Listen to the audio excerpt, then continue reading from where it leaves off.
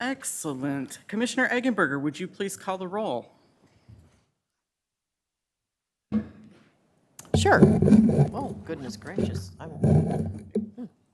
Yes, Commissioner Cruz. Commissioner Cruz does not appear to be here. Commissioner Eggenberger, yes. Commissioner Foster. Commissioner Janowski. Present. Commissioner Lee. Present. Commissioner Singh. Here. Commissioner Watkins. Here. Commissioner Weber. Here. And Chairperson Zuber. Here. Thank you very much, and let the record reflect that we have Patrick Sloan and Aaron Schluter from the Township Planning Department here. So, welcome everyone.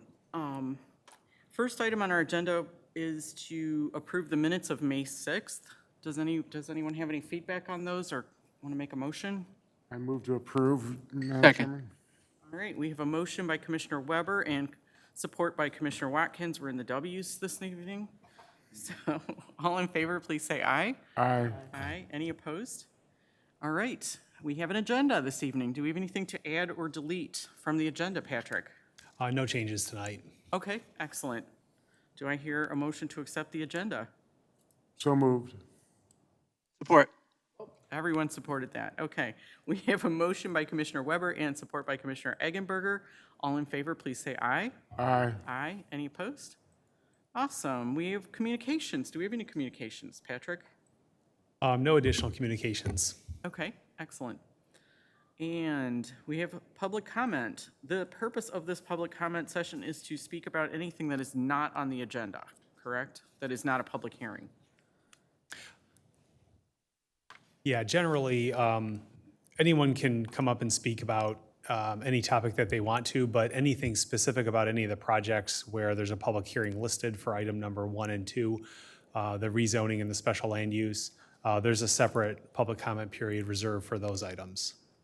Thank you for clarifying, because I'm still not used to it being at the beginning of the meeting, so forgive me.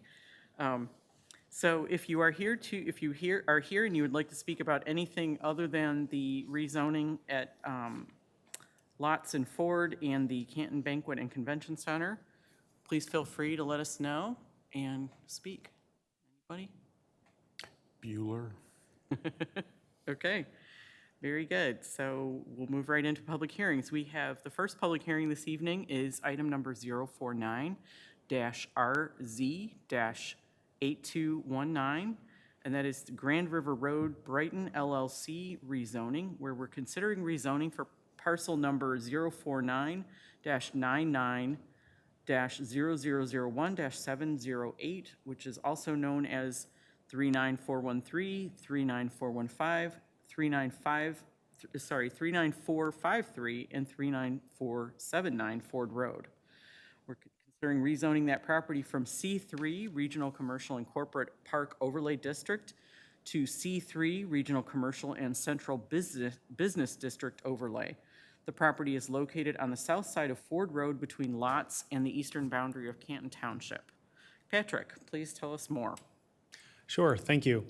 The applicants have proposed to rezone the subject property from a C3 district with Corporate Park Overlay District to a C3 district with Central Business District Overlay. So essentially, the applicant proposes to retain the underlying C3 zoning and change the overlay districts from the Corporate Park Overlay to the Central Business District Overlay. And over the last 2 to 3 years, we've seen applications come in for rezonings for properties out of the Corporate Park Overlay District. In one case, the Top Canton facility, that was a proposal to rezone into the Central Business District Overlay. In another case, with a single-family home located much farther south, it was just taken out of that overlay district without a substitute for an overlay because of the residential nature of it. The current master plan recommends elimination of the Corporate Park Overlay District and extending the Central Business District Overlay eastward. Currently, the Central Business District Overlay is Ford Road, the areas adjacent to Ford Road west of 275.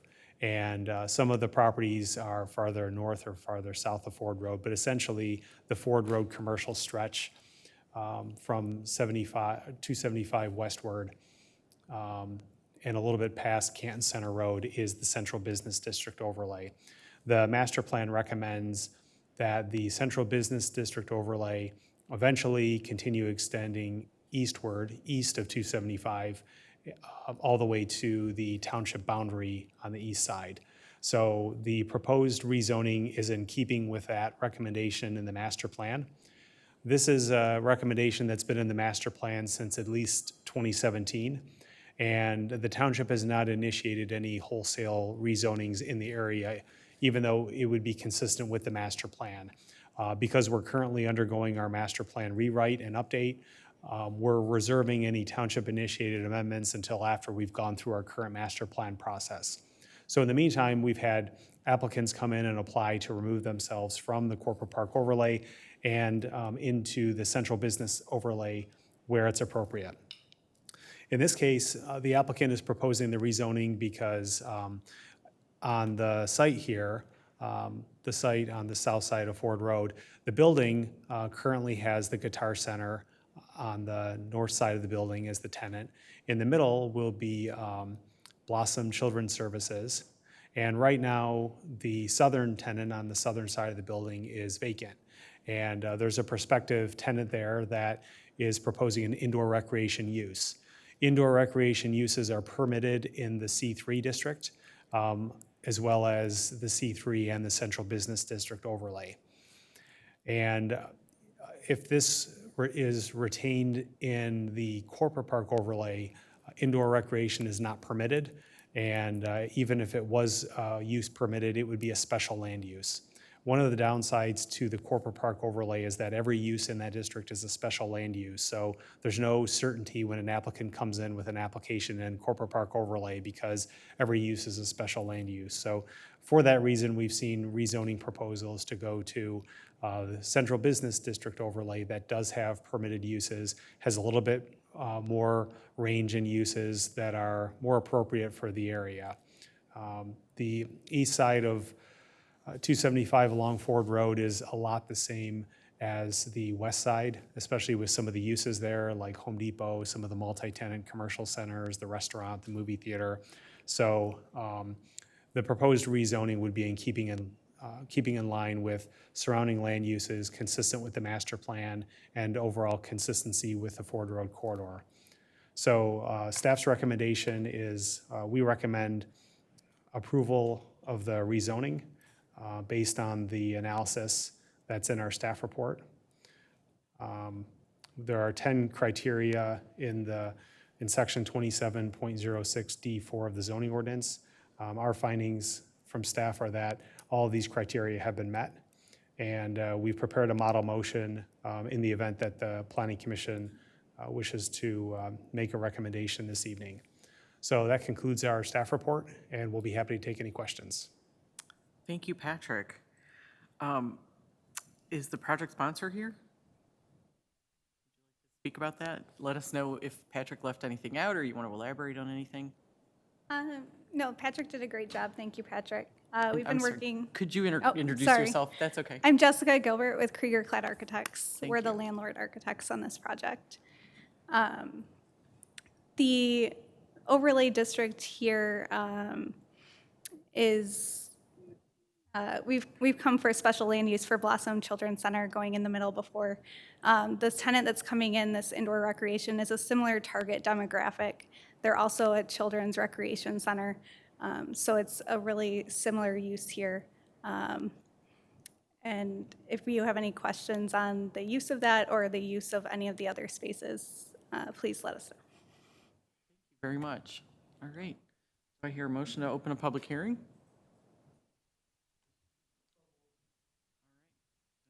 Okay, thank you. Anyone want to support that? Support. Okay, we have a motion by Commissioner Singh and support by Commissioner Lee to open a public hearing. All in favor, please say aye. Aye. Aye. Any opposed? All right. Does anyone from the audience want to speak about this project? Support or concerns about it? No? Move to close the public hearing. All right, we have a motion by Commissioner Weber and support by Commissioner Lee to close the public hearing. All in favor, please say aye. Aye. Aye. Any opposed? Awesome. Okay.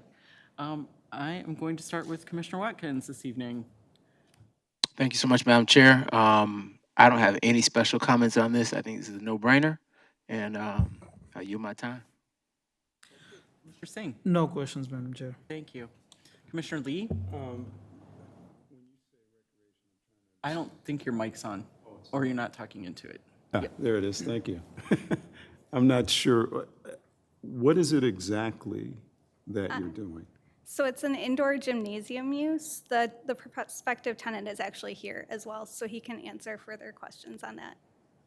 Can we show the pictures that we were given, or technically, to rezone, we don't need to know exactly what's going in there, right? So it's a little outside our scope, but we'd still be interested. So, It, Yeah, please introduce yourself, sir, and that's yeah, what so I'm looking for. my name is Yilin. So we have a indoor playground which is running in Clausen, which like a lot of kids, children love to play, and parents want to bring their kids to the indoor playground to be more social, making friends, and kids are enjoy and relax, and then they can make the everybody happy. And for this is a draft design we have. That will be a similar concept. So you can see triple lane and some slides and ball pit. So it's just kids is really love that. And we have 3 children, 3 kids, and they 2 for 6 years old. And when we the kids, they love to play, and when we try to find the nearby indoor playground, seems like in Michigan is not a lot of place offering that. So after talking with my family, let's create our own, and it's very popular. I can say the first one we opened in Clausen, a lot of kids coming, and we host a lot of parties, and we have field trips from school, and teachers can take care of the 30, 40 their students, and they will play. So this is some of the design, and we just want to open another one in Canton because we really want the community here is very good, and it's good for the business, and a lot of young families here, and a lot of my friends is here, and they are keep asking, can we have one similar to in the Clausen? So is there any question about the concept or the business or? Madam Chair, I'm so glad you shared those pictures. I wanted to play in that one. I saw it. know. Looks like fun. Is there an upper age end limit on who can play? Yeah, so our age limit is from 6 months to 12 years old. Oh, darn. Okay, I'm out. Yeah, I just missed it. Well, it looks like a really fun place. So thank you very much. Yeah, Thank you. awesome. Did you have any further questions? Okay. Thank you. All right. I Commissioner don't have any Eggenberger? questions. It looks No? great, and yeah, I think we should rezone it. Okay. Commissioner Weber? I have no questions. Great. Commissioner Janowski? No questions. Looks very nice. Yeah, it really does. It really does. I'm excited about this. Very good. All right. Anybody want to make a motion? I'll make a motion. I move to recommend approval of the request to rezone 049-99-0001-0708, 39413, 39415, 39453, and 39479 Ford Road from C3 Regional Commercial and Corporate Park Overlay District to C3 Regional Commercial and Central Business District Overlay, as the proposal meets the following standard of Section 27.06D4 of the zoning ordinance. Number 1, the proposed amendment is in accordance with the basic intent and purpose of the zoning ordinance. Number 2, the proposed amendment is consistent with Canton's comprehensive plan, which recommends the subject site to be C3 Regional Commercial and CBD overlay. Number 3, The proposed amendment will not grant special privileges or set an inappropriate precedent, as it is consistent with the comprehensive plan, the intent and purpose of the zoning ordinance and surrounding land uses. Number 4, the proposed amendment is consistent with the existing land uses of surrounding properties and is consistent with the trends in land development in general vicinity. I second. All right, thank you. We have a motion by Commissioner Singh and support by Commissioner Lee. Any further discussion? All right, Commissioner Eggenberger, could you call the vote, please? Sure. Commissioner Eggenberger, yes. Commissioner Janowski, Yes. Commissioner Lee, Yes. Commissioner Singh, Yes. Commissioner Watkins, Yes. Commissioner Weber, Yes.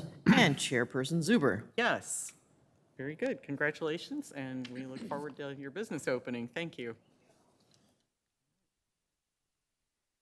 Very good. We have a second item for a public hearing, item number 141-SLU-8263.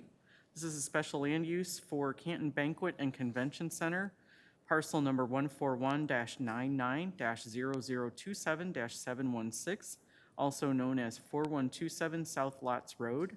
The property is located on the east side of Lots Road between Michigan Ave and Van Born Road. The proposed use is a banquet center. Special land use was granted in 2022, but has since expired, so we need to think about it again. So, Patrick, tell us all about it, please. Sure, thank you. The applicant was previously approved for a special land use in 2022 for a banquet and convention center on the subject site, and that approval had subsequently expired, and the applicant intends to continue with the original designs as originally approved with some modifications. In the packet this evening, there are some sheets that are prepared by both Manikin Smith and Nova Design. The plans from Manikin Smith are the ones that were previously approved, and the ones by Nova Design are very similar, but those are the proposed plans. I believe Nova Design is the new designer, so the plans are very similar. And at the special land use stage, which is the stage that we're at, there's a requirement for a preliminary plan or a concept plan, which the Nova Design is. And so it illustrates location of the building, setbacks, parking, et cetera. There's also an elevation drawing that's included in the plans that were also included when the special land use was previously before the Planning Commission and the Township Board. We have some comments about the architecture and the building materials based on the facade, but those are ones that we are recommending just deferring to planning or deferring to site plan review for discussion, same as we did in 2022. We have some other comments in our letter about some items that may be more site plan related in terms of landscaping, parking, lighting, things like that. But these are types of things that we'll look at in more detail at the time of site plan review.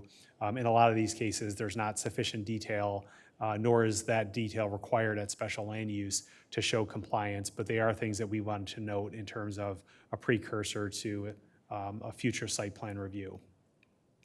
The one area before going to our findings at the end of the letter that I wanted to discuss was the traffic impact and access management. There are 2 points of access proposed from Lots Road.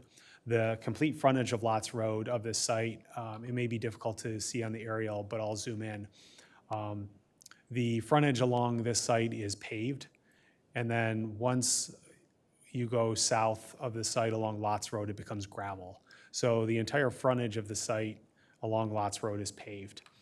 There is a traffic impact study that was previously submitted, and it showed a level of service F during the PM peak hour on the westbound Michigan Ave and eastbound Michigan Ave crossover intersection.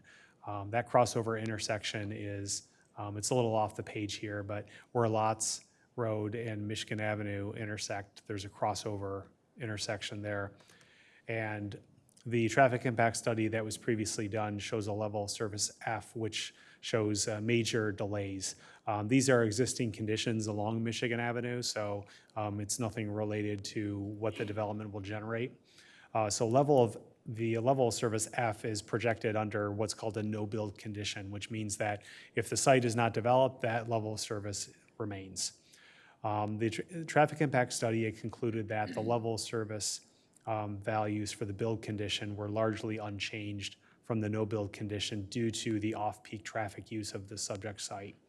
In other words, the proposed development is expected to hold high-capacity events on a typical weekend where traffic volumes on Michigan Avenue are notably lower than during the weekday. So those AM and PM peak hours, that's rush hour. Those are times of the day when people are going to work, coming from work, doing deliveries, et cetera. So those are high peak uses.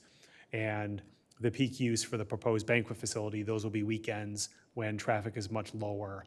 The only times I think where we could potentially see major conflicts may be a Friday evening where it's rush hour Friday evening, but there may be an event there. But that would tend to be more of the exception to the overall uses function, which is primarily weekend use.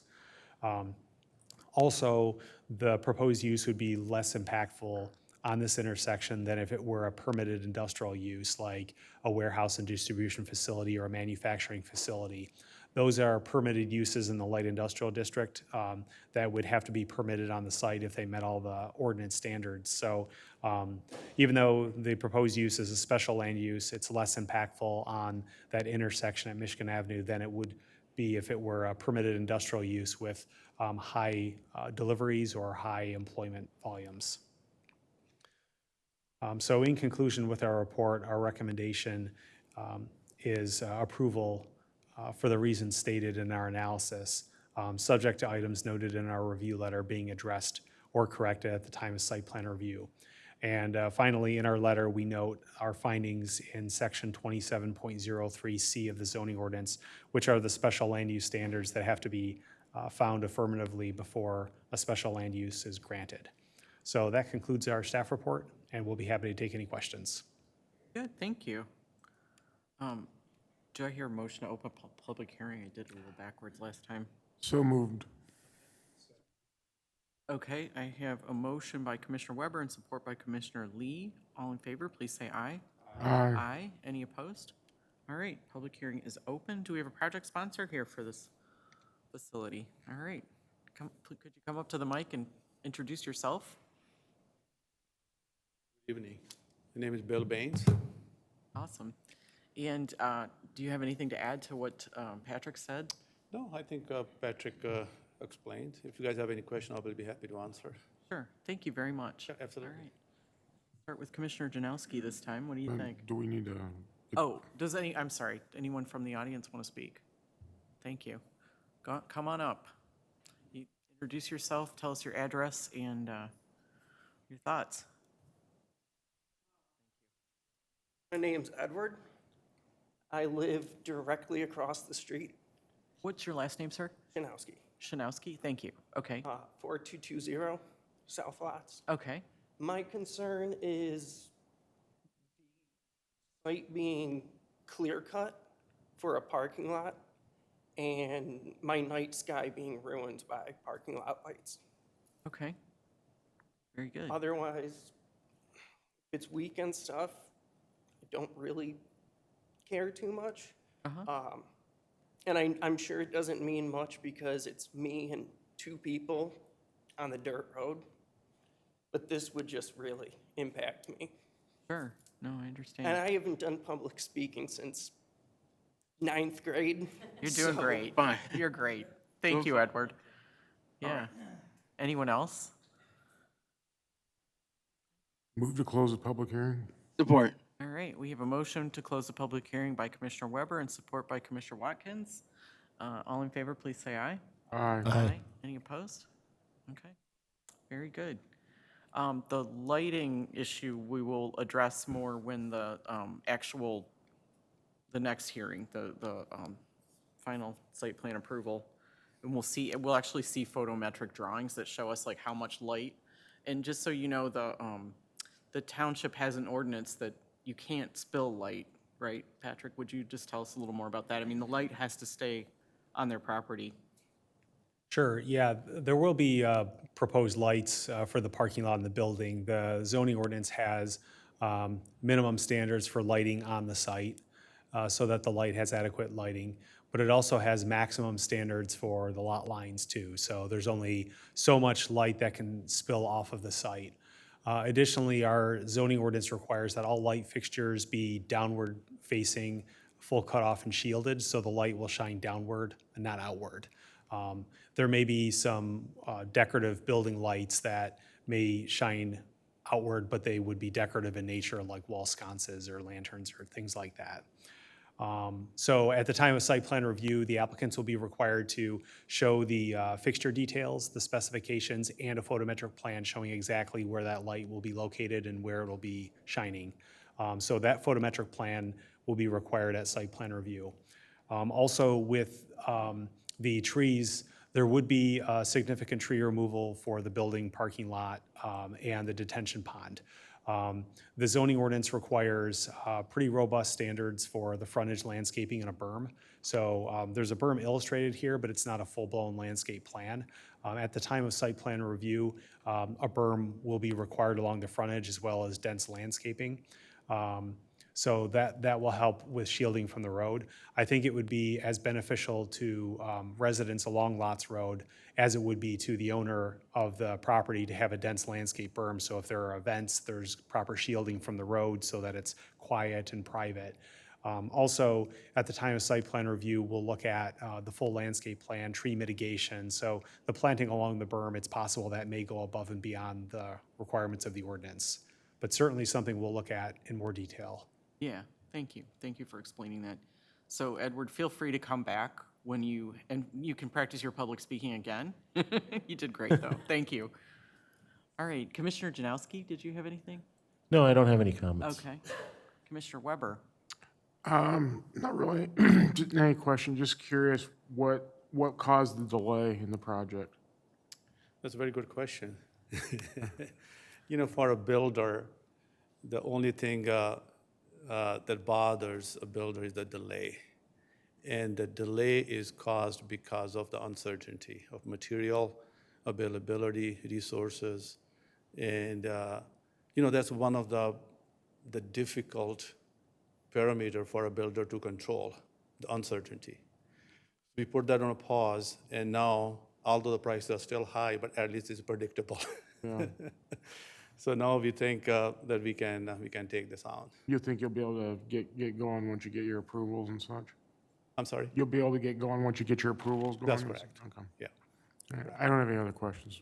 Great, okay. Commissioner Eggenberger?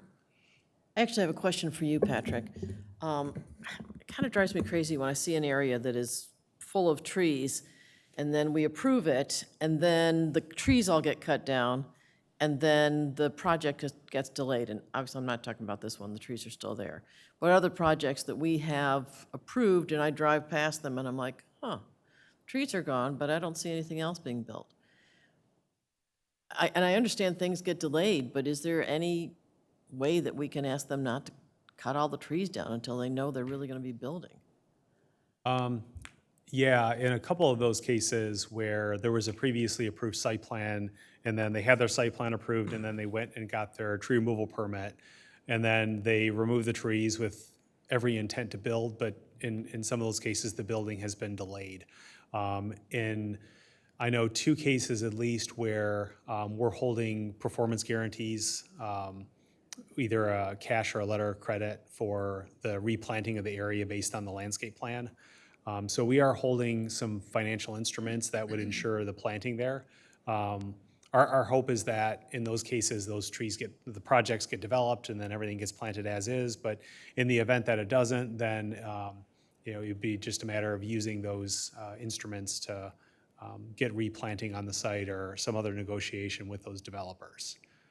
So I think I might know the projects you're referring to, and our hope is that they proceed forward, but in a couple of cases, they're in holding patterns.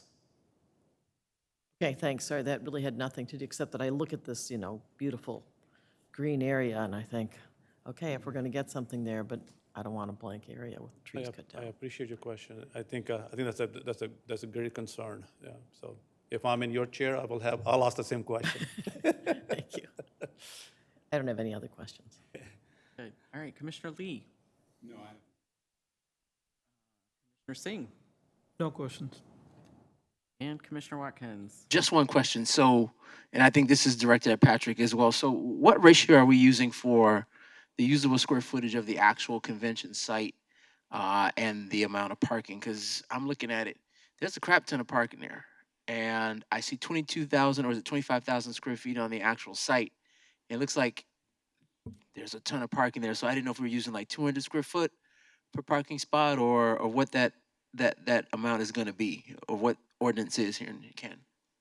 Yeah, in this case, it's a little bit more complex. The way that the parking standard is required is that the ordinance requires one parking space per two persons based on the building occupancy plus one per employee.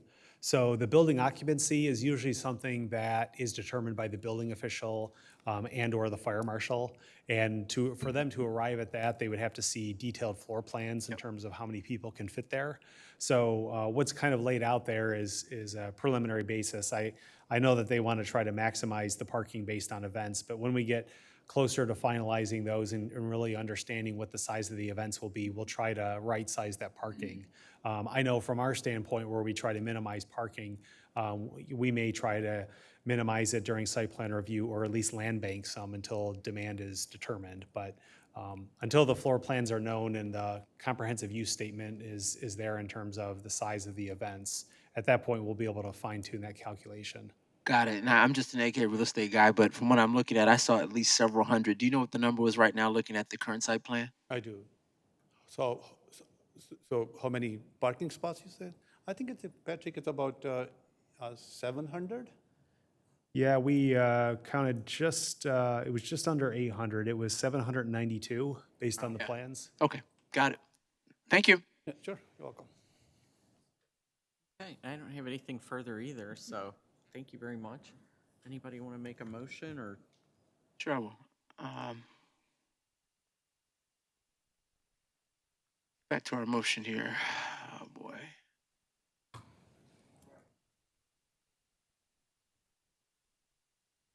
I move to recommend approval of the special land use for banquet and convention center. Use on parcel 71-141-99-0027-716 at 4127 South Lots Road, as illustrated on the special land use plans, as the request meets the special land use criteria of the Canton Township zoning ordinance, subject to specific design criteria being addressed or corrected at this time of site plan review. All right, we have a motion by Commissioner Watkins and support by Commissioner Lee. Any further discussion? All right. Just one. I really look forward to right sizing that parking. Yes, exactly, exactly. Very good, thank you. All right, Commissioner Eggenberger, could you call the vote, please? Sure. Commissioner Eggenberger, yes. Commissioner Janowski, Yes. Commissioner Lee, Yes. Commissioner Singh, Yes. Commissioner Watkins. Yes. Commissioner Weber, Yes. and Chairperson Zuber. Yes, awesome. Motion carries, good luck. We look forward to seeing you again. Thank you very much. All right, thank you. Very good. So next item on our agenda is old business, of which we have none. So we're going to move right into new business, which item 3 is 095-ADS-8000. That is the Crescent Academy International. We're considering a site plan for parcel number 095-99-0010-705, also known as 40440 Palmer Road. The property is located on the north side of Palmer, it says Plamer, but I believe it's supposed to be Palmer, between Interstate 275 and Lots Road. Proposed is a one-story addition to the existing educational structure that will be used as a multi-purpose area. Patrick, please tell us more. Sure, thank you. The existing site is at the northwest corner of Palmer and Lots, and it includes Crescent Academy International, which is a private nonprofit religious school that services children from preschool through 8th grade. And Crescent Academy also includes a child care center. The applicant proposes to construct a 10,448 square foot one-story addition between the two existing educational buildings, as well as some associated site improvements. And this is the map. I may have to zoom into another map, but I think this aerial is from this year of April. And there's an eastern building, there's a western building, and between it is vacant space. So going from one building to the other, it's all through the outdoors. The subject site is located in the R2 single-family residential zoning district. The school received special land use approval and site plan approval originally in 1990, which consisted of the western building at that time. In 2002, a special land use was approved for the child care center and religious institution, which included plans for expanding the building. Although site plans were approved in 2003 and 2005 to construct the eastern building and to construct a connection between the two buildings, only the eastern building was constructed. So at this time, the applicants intend to construct the building connecting the two buildings in between in accordance with the site plans that were approved in 2003 and 2005, with the exception of some changes. So the purpose of the addition is to add a multi-purpose room, and on the floor plans, it showed a multi-sports court, and it would also connect the two buildings together. A lot of our comments on the site are just based on some parking comments and loading comments. The most major comment that we have in our letter is on the architecture. Section 26.06 of the zoning ordinance requires at least 50% brick on all residential, commercial, and office buildings. And the elevations for the addition show the building constructed exclusively of a single score, smooth-faced concrete masonry unit veneer, including both the existing building and the proposed addition. So the existing building is constructed in that single score, smooth-faced CMU. So the applicants propose to have the addition match that block. Sheet A.201 notes that the base is a red split-face single score CMU, and above that base is a white CMU block. The applicant requests approval of the proposed single score block on matching materials of the existing building. Section 26.06 footnote I limits scored block to 10% of the exterior of a building. And footnote H allows the Planning Commission to approve modifications to the material standards to achieve a specific architectural objective. And the applicant requests that the single score CMU veneer be approved in lieu of brick. So that's one of the discretionary items where the applicant is requesting relief from the Planning Commission. The other item in our letter that we wanted to note was that there was a traffic impact assessment prepared by a consultant of the applicants. Going back to the proposed addition, the addition is proposed to be a multi-purpose area that will not increase enrollment, and there are no changes to the classrooms proposed.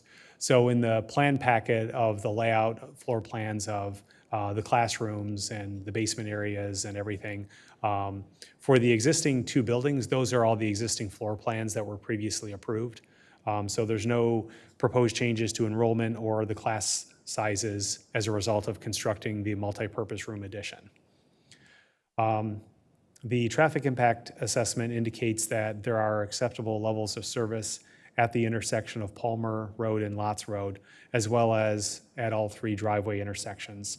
However, the traffic impact assessment warrant analysis concluded that a left turn passing lane is warranted for the site at the Palmer Road entrance.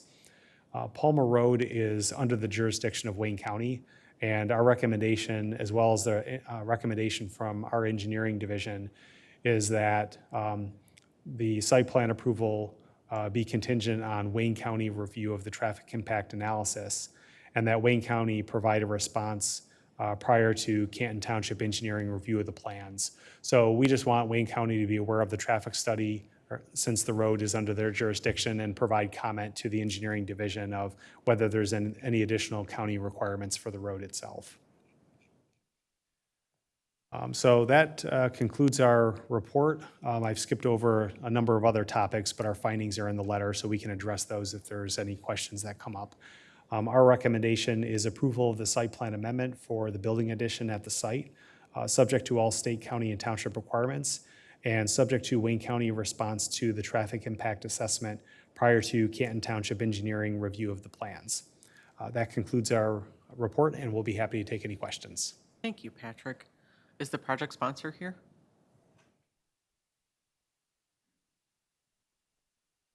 Tell us your name and address and I'm fill us in on any Dr. more Hai. detail. I'm founder and board of trustee for the school. I'm sorry, I missed your name, sir. Dr. Mahmood Hai, Thank you. yeah. And between me and my wife, we have been residents in Canton for over 70 years. Great. Do you have anything to add to what Patrick said? So basically, the old building where the gymnasium was has been 33 years old, and there were leaks, and we needed a better auditorium for the kids. And that's basically what we're trying to do. It was approved in 2002. At that time, we decided to repair the old one and see if we can get some more mileage out of it. But I think it has got to a point that we want to give the kids a better opportunity to play basketball and other games. Okay, thank you. All right, Commissioner Janowski, do you want to comments? I really don't have a problem with the block, given the context. It seems fitting. The one facade size that faces the front, it's more or less of a volume, so it has less impact. And then towards the back, it seems to be consistent with the overall plan. I like the idea. I think that this space, it's not adding people, hurting parking. It's actually providing a benefit for the people who occupy the space, the students and other people, and it probably could be used at night and stuff. So I support this effort. Okay. Commissioner Weber?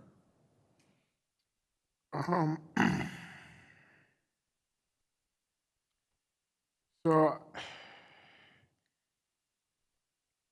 I apologize for not knowing more about your facility and your school. Do you have regular sporting events like basketball and such that you play against other schools and such? Yes, as a matter of fact, our team won the volleyball championship this year. Okay. Congratulations. Congratulations. So I guess my question is, and maybe this is more directed to Patrick, I'm assuming those events take place in the evenings, Friday nights, Tuesday nights, whatever the case may be. Is the parking adequate for those types of events when you add this type of facility onto the school? Oftentimes, it depends on the event. Even with some of our public schools, sometimes it meets the parking, sometimes there's overflow, just depending on the event, how many people show up. So that's kind of hard to determine. If it's after hours, typically, we haven't seen any issues with parking here unless there's like a major daytime event. So for a sporting event, I'm not sure if that would draw the type of crowds that would put the parking over. Grades 1 through 8, correct? Or kindergarten through 8? Yes. Oh, okay. Yeah, so All it's right, not so, high yeah, school. so Yeah, the I guess kids that should have been my first question, actually. I know, it is. It's beginning that way, yes. Yeah. Generally, I agree with the comments Commissioner Janowski made about the block facade and such. I really don't have a problem with it, given the context and how it looks currently. I mean, I can go either way, but it's not a hill that I'm willing to die on. So, but I don't have any other questions at this point, Madam Chairman. Thank you. Commissioner Eggenberger? Yeah, I don't have any concerns. I think that it makes sense to have the facade continue the way it is. Commissioner Lee? No question. Commissioner Singh? No, I agree with the fellow commissioners. Nice project. So no questions. Thank you. Commissioner Watkins? I just wanted to point out, like, as a development professional, this is a situation where you find, and I know you can appreciate this, where they did it right. You've got, a complete and efficient use of the parcel, and you left some space to be able to do something, and it fits right in like a jigsaw puzzle. Rather than trying to build something that looks really extraneous, this is, quite frankly, how you do it. And I support the actual expansion, as well as continuing with the current dynamics that are on the outside in the building material. So thank you so much, Madam Chair. And sir, where's your existing gymnasium? Pardon? Where is the existing gymnasium? It's in the older building here. Oh, okay, thank you. Okay, very good. Well, I think this looks great. I support the other comments about the building materials. I think, it would be an undue burden for us to place on you to make the middle part brick when the existing building is split face or smooth face block. So I think that makes sense. Thank you. Yeah. Does anyone want to make a motion? So you can hear me. There you go. Now we can hear I you. move to approve the site plan amendment for the building addition at 40440 Palmer Road, parcel number 095-99-0010-705, subject to all state, county, and township requirements, and subject to Wayne County response to traffic impact assessments prior to the Canton Township engineering review of the plans. Second. All right, I have a motion by Commissioner Lee and support by Commissioner Singh. Anybody else have anything to add? Patrick, would this cover not having to put brick on it? Or do we need to add language in the motion to? Let me take a look and see how it's written here.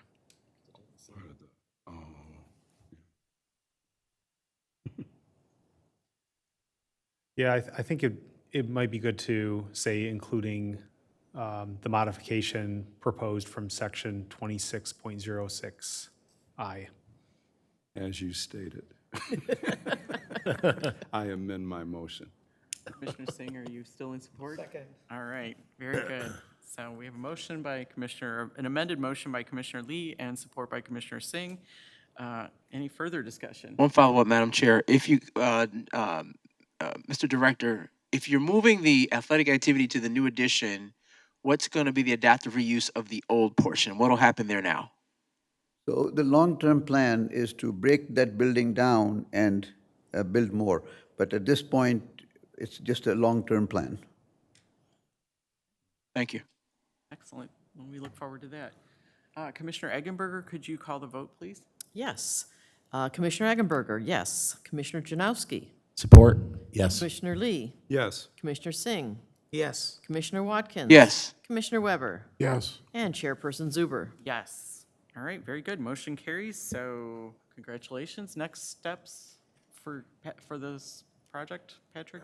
Sure, the next step will be for the applicant to proceed with the building division with the architectural plans and the expansion.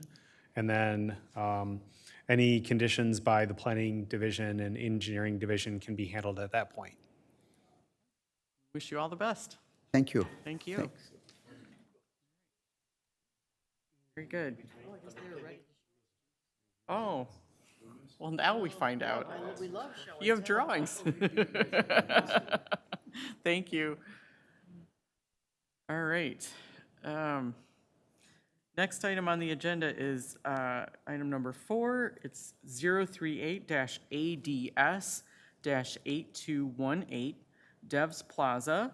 We are considering a site plan for parcel number 038-99-0008-704, also known as 6624 North Canton Center Road. The property is located on the east side of North Canton Center Road between, sorry, I know everyone's hanging on the edge of their seat, Hanford Road and Warren Road. Proposed is an addition to the east side of the existing building, for which you already have a foundation, apparently.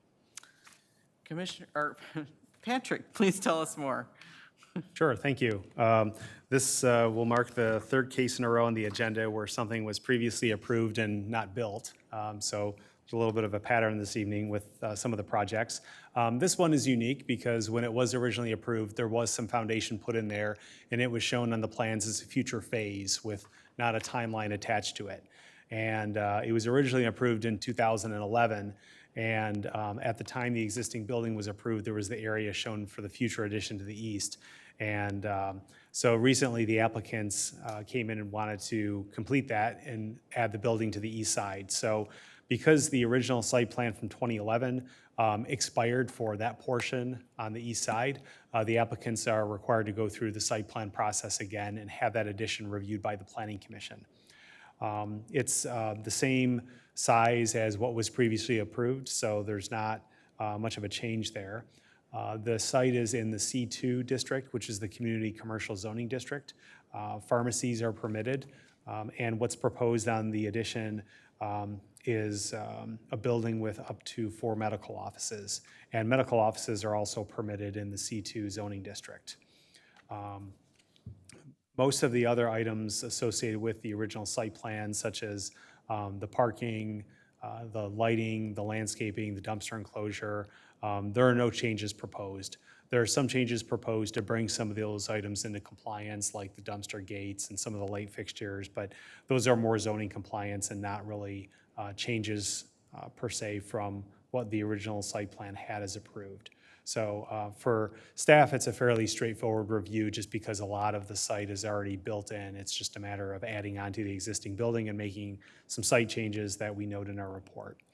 So with that, our recommendation is approval of the site plan amendment for the building at 6620 North Canton Center Road, subject to all state, county, and township requirements. That concludes our staff report, and I'll be happy to take any questions. All right. Is the project sponsor here? He's the boss. As it should be. Tiny but powerful. Hi, my name is Beth Williams. I'm with Innovative Construction Systems.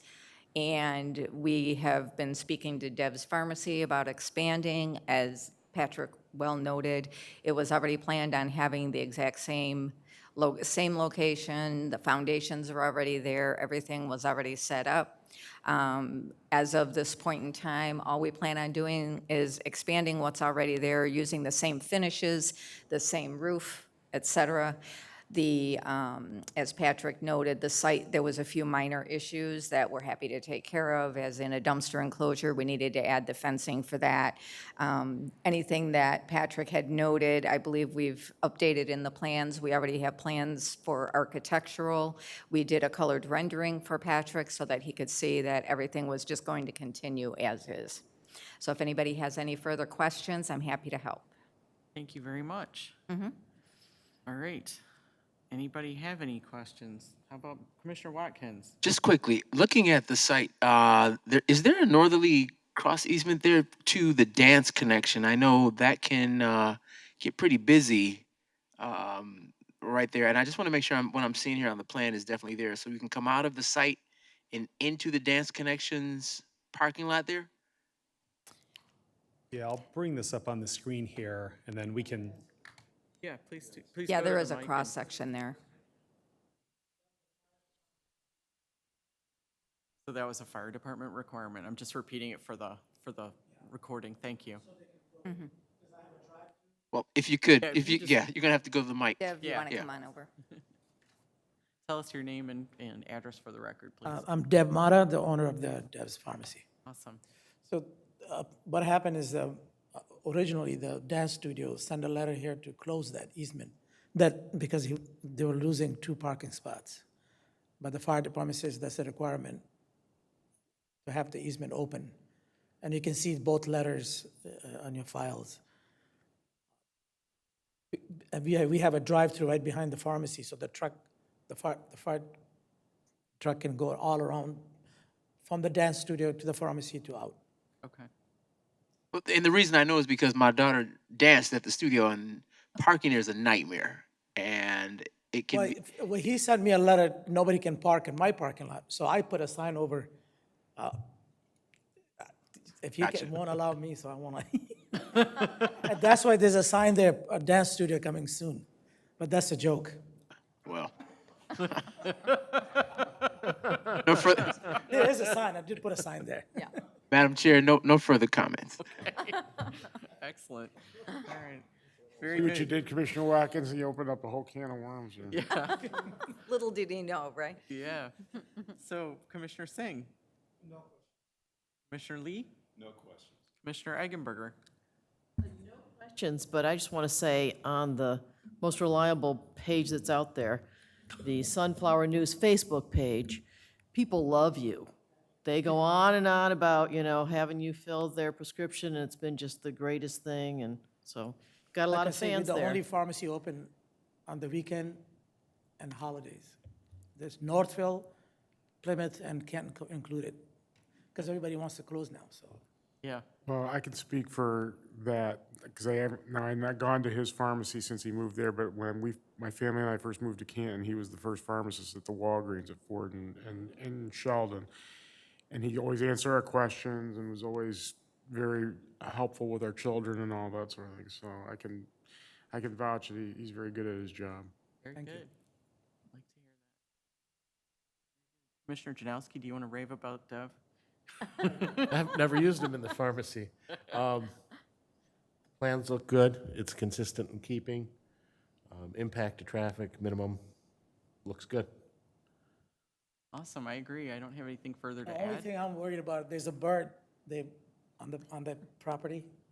Every year they come in, you know those birds with the long legs? Is Oh, cranes? that what they call them? Yeah. They have a nest. So we have a Oh, lot, we have the a ones with note the red around it head? so nobody can spray. With the redhead? They're like, they got long legs. All they Yeah. do is the nest is on the ground. Yeah. They've been coming there for 6 years now. Oh, So we're gonna miss them. Well, that's the first I've heard that. I hear people complaining about the turkeys all the time. but- Canadian geese. They're pretty good, and you get close to them, they're pretty protective. okay, They'll yell at you. very good. Well, thank you. Thank you. Does anyone want to make a motion? I'll do it. Are you gonna do it, Gordy, or I gotta go back, I'm in the I gotta get plans. back to it too? Everybody got it handy? Okay. Thank you.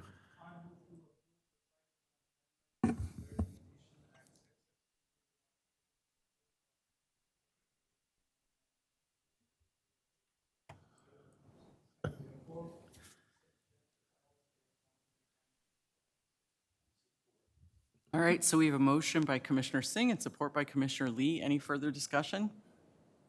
All right, Commissioner Eggenberger, please call the vote. Sure, Commissioner Eggenberger, yes. Commissioner Janowski, Yes. Commissioner Lee, Yes. Commissioner Singh, Yes. Commissioner Watkins. Yes. Commissioner Weber, Yes. and Chairperson Zuber. Yes, awesome.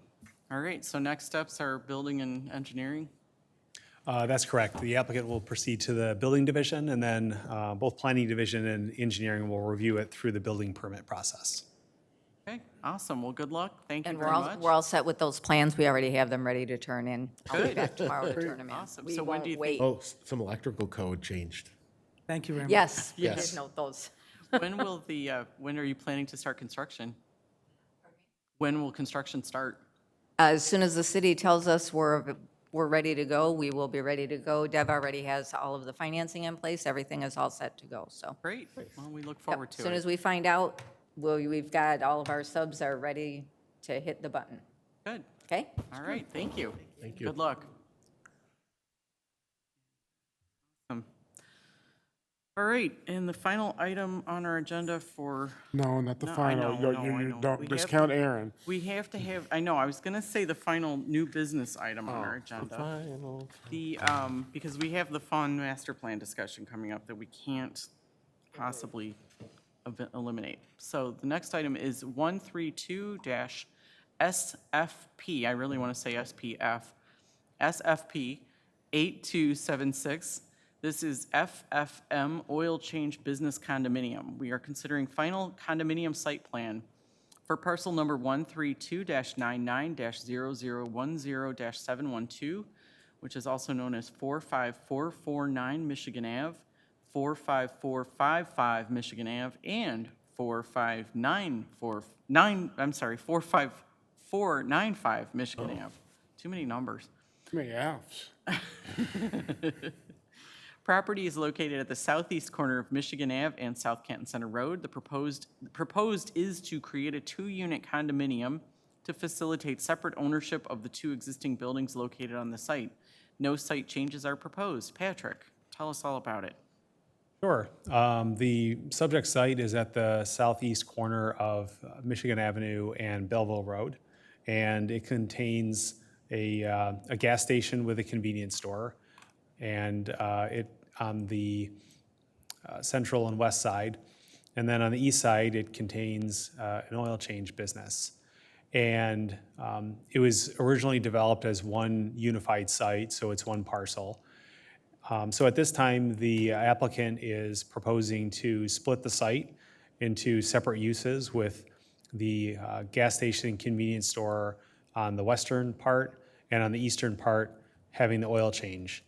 And so in previous discussions with the applicant, there were a couple of versions of trying to put a lot line somewhere to have a parcel split. And it was a difficult proposition to achieve, because by putting a parcel line into the site and splitting the two uses on their own parcels, it creates issues with setbacks, allowable parking, how the landscaping is assigned, the signage and everything. So taking a site that is one parcel, one unified development, and trying to split it into two or more is pretty challenging, because when it's approved as one integrated site, having to split off all the other things is very difficult. And so the solution in this case, as well as some other non-residential cases, is to create a business condominium. Essentially, what that would mean is that the respective buildings would be their own units, and outside of the buildings would be common elements shared by the site. So I'll bring up the plan here on their Exhibit B that will illustrate how that's going to look on the site. So the proposal would have the site function exactly the way that it's functioning now. So right now on the plan itself, there's a layout of the plan, and they have through the site that bisects the uses, it's called a maintenance responsibility division line.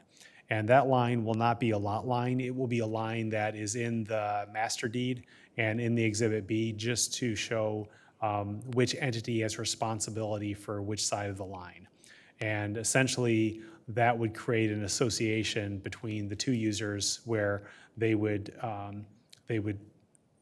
have joint maintenance for a lot of items. And if they don't, then they just maintain what's on their side of this dividing line. But that line is more for private purposes and maintenance more than any kind of dividing line that we acknowledge. So it's fairly straightforward with the dividing line there. Unit 1 is the convenience store, and the use of that will include the gas station, the gas pumps. And then Unit 2 to the east is the oil change business. There are some differences in terms of Unit 1 and Unit 2 having dumpster use. So even though Unit 2 will be to the east, Unit 2 will have some dumpster use to the west that's in that agreement. And so there are many pages of provisions for the master deed and the bylaws in terms of the private party agreement between the two users. So essentially, to do this, in terms of creating the units, the condominium application has to be reviewed by the Planning Commission and by the board. In many cases, when we review condominiums, they're residential condominiums or large commercial developments where it's vacant land and there's a new multi-purpose, multi-use commercial where there's more than one owner, more than one tenant. In some cases, a business condominium makes sense. In this case, where we're retrofitting something where there's a split in uses of different businesses, this is probably the best way to do that without getting into any setbacks and nonconformities and things of that nature. So there's no site improvements, nothing physical proposed at the site. It's more paperwork and legal work to create the units. So that concludes our staff report. We recommend approval of the business condominium site plan on the subject tax parcel, subject to any modifications that will be required by legal counsel to the master deed and bylaws prior to township board approval. Okay, thank you, Patrick. Anybody from the commission want to speak? I'll just open it up. Super quick. Gosh, I dealt with this once before. Where are the tanks for both? I want to ensure that based upon the maintenance responsibility division line, that all tanks are both easterly and westerly for both the oil change, which I believe has subterranean tanks as well, including as well as the petroleum for the gasoline. Project sponsor, please come on up.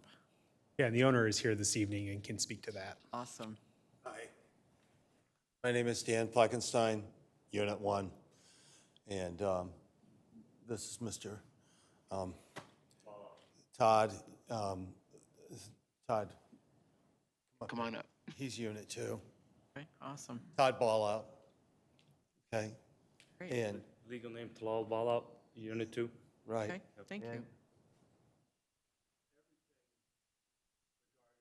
If you could go back to the mic, we need you to speak in the mic just for the record. My Yeah. apologies. No, you're fine. Okay. Everything regarding the operation of the gas station convenience store, with the exception of one of his dumpsters, which is in a central dumpster location, which is how we've always done it, okay? And it's always worked very well for both parties. Everything is on our side, and everything for his business that he uses to operate is on his side. Right up there on that square pad, that's approximately where all the tanks have been since it has been originally constructed, okay? And we are up to date on all of our permits, licensing, testing, all the things that are required by the state. Perfect. Thank you. Anyone else? Thank you, Madam Chair. Anything? No? Any other questions? No, it sounds like everybody feels it's pretty straightforward, so, Thank you. Makes sense. yeah. Do we want I to? want to thank all of you for your time and consideration. Thank you. Thank you. Thank you. All right, so do I hear a motion? Thank you. I move to recommend the approval of FFM Oil Exchange Business Condominium Site Plan on tax parcel 71-132-99-0010-712, subject to any modifications required by the Township Legal Counsel of the Master Deed of Bylaws. Support. All right, we have a motion by Commissioner Janowski and support by Commissioner Weber. Any further discussion? All right, Commissioner Eggenberger, please tell us how you voted and then call the roll, the vote. You want me to just start with, I vote yes? I'd like to have Yes. my name called out for You this. should call your name. Yeah. Commissioner Eggenberger, yes. Commissioner Janowski, Yes. Commissioner Lee, Yes. Commissioner Singh, Yes. Commissioner Watkins. Yes. Commissioner Weber, Yes. and Chairperson Zuber. Yes. All right, motion carries. Very good. Congratulations. We will send you off to the Township Board for their approval. Thank you. Thank All you. right. Thank you. Aaron, you have some fun stuff for us. I'm so excited. We missed your last month. I know we did. We missed you. It's not the same when Aaron's not here. Oh, I missed you guys too. Yes, so I make sure to include in my emails and any memos that we're going to be doing fun stuff because I know that's the buzzword that y'all love. Yes. So, Well, I love the buzzword. I don't know if the rest of the people are probably tired of it, but right. Okay. So I sent an email to everyone Friday afternoon with 5 attachments. So what we're going to do this evening is kind of go through them one at a time very quickly. We have some in-depth discussion that we want to reserve for the future land use sections, but I want to make sure that if there's any edits or questions or comments related to the other top 3 items that we have sufficient time to go through those. If there are a lot of issues, then certainly you can email those to me if you haven't, if you'd rather do it that way as well. Just want to make sure that we get some of these foundational things in place before we start to formalize the document. Now, a lot of these sections that you're going to be seeing here are not going to have any of the maps or some of the graphics that we'll include later. This is more just to get an idea of, are we heading in the right direction? We don't want to waste a lot of time on the formatting of all of this stuff if we have to go back and then rewrite the text altogether. Okay? So you're going to see things in a draft Word document, and then you'll see it in a very pretty final way later on. Okay, so for this evening, we're going to go through the mission, vision, value statements, what is a master plan and some key planning terms, public engagement activities, the future land use map, including the specialty planning areas, and then the future land use map mixed nodes discussion items. So just as a lead-off hitter, the mission, vision, value statements, just as a reminder, the mission statements communicate the purpose for the community, the vision statements reveal what a community aspires to be, and a value statement highlights the core principles embraced by the community. Now, the section that I sent to you in the email also includes an executive summary on, why we're planning, what it's all about, things like that. The mission, vision, value statements, the Planning Commission had already looked at in a previous meeting, but this is kind of all put together in a final format. So if there's any questions or comments related to that document, let's discuss. No. Perfect. Okay. Good. So the second document sent to you was related to what is a master plan. Now, in a lot of communities that I've worked in, there is a lot of confusion between what a master plan is, what a zoning ordinance is, what a future land use map, and what a zoning map is. So not only in the text did we explain what a master plan is, but we explain why it's needed, what are those components of it, why is it necessary, and how does it all work.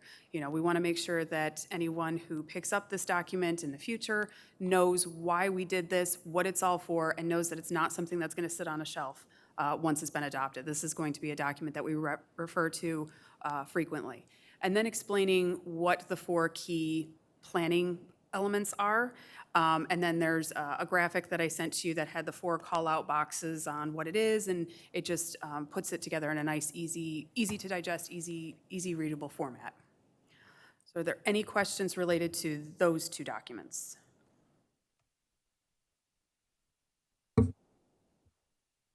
Oh, okay. All right. Oh, shoot. This one has the slides. I thought I took those off. Okay, so this is all related to the community engagement activities and events that we did. So we talked to students at the high school. We went to community events like the Liberty Fest, Pride Outside, Rally on Ridge. We had the survey. We did the big idea boards. We noticed all of our events and things in the Focus newsletter every month. We're still doing that. And we had a QR code and a website that was specifically set up for updates to our master plan. We held stakeholder discussions. We've talked about this all before, but I'm just kind of giving the summary of it. Specified into 2 groups, community groups and sub-areas. So we spoke to students at the block, the Youth Advisory Council, the Senior Advisory Council, DDA members and businesses, realtors and developers, Cherry Hill Village. We had 2 meetings with people who lived in businesses in Cherry Hill Village, and then residents who lived in the northwest quadrant of Canton. So we addressed them and talked to them about their specific entities or their specific concerns or their specific geographic locations. Secondly, we held stakeholder discussions that were more topic related. So we looked at housing and neighborhoods, transportation and corridors, commercial areas and businesses, land use and development, natural features and preservation, and urban design. Now, all the numbers, corresponding numbers there are the number of individuals who attended those sessions, just to give you a framework of how many people were there. So these were all well attended. There was great discussion. A lot of people attended more than one session because they were very interested. But we had a lot of really good discussion and a lot of great feedback from community members, from business owners, property owners, et cetera. Just out of curiosity, Yes. you have in the realtors, developers line there, you said it was one person or one party. Was that a realtor or a developer, just out of curiosity? Do you know? Both, actually. No, wait, sorry. He's not a developer. It was Joe. Sorry, it was, he's a real estate agent. Okay. I like that Patrick and Nancy coordinated that they were both going to wear blue for that meeting. Thank Yep, you for. I like that picture. Patrick and I have many conversations about. Who's the big fat guy sitting up there closer to the front with his back? He's wearing blue too, but it's light blue. That's me. No, it's not. And then finally, for the community engagement, we had our 2 open houses. One of them was held here in this building. These were took place in February. So one was here in this building and the other one was at the Summit on the Park. So between the 2 events, we had over 100 people, I'd say, at each event, so closer over to 200 people. We had sign-in sheets, but a lot of people didn't sign in the sign-in sheets, so we're kind of taking an educated guess there, but they were very heavily attended, dispersed throughout the afternoon and the evening. So those were a great success as well. Okay, were there any questions, concerns, anything related to the public engagement section that you read, or that was No, provided? I just think I think it was good that you did it, because so many communities I've been in, that's unheard of with master plan. The amount of engagement that we've done? Yeah, well, for it to take place at all. Yeah. So, Yeah, that was a real focus and a priority for this master plan, is to make sure that we tried to get as much feedback from people as possible, and from a multitude of ways. So not only did we say, come and talk to us at these events, but we said, hey, we want to come talk to you. You know, you're out and about in the world, and let's have conversations. So there were, as the kind of that pyramid of engagement illustrated, some of the events, the big idea boards, the community events asked a big overarching question, and then we kind of got into greater detail with the questions and certainly with the feedback. With these open house discussions, we were able to have more dialogue, and the stakeholder discussion certainly had exchange of ideas and discussions.